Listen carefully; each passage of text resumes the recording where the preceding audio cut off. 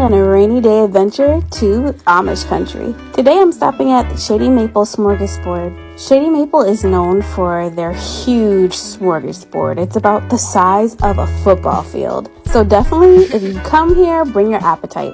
Tonight they are serving brisket and shrimp and all types of goodness. So I'm putting all my favorites on my plate. And my boyfriend is doing the absolute same. I have been coming to Shady Maple on random days like today, and I can honestly say I have never in my life had a bad meal from here. So now I'm heading back to Avondale to Target Solutions, and we're heading to the gun range before we head home. We got here right before closing, and that's how I spent my rainy day.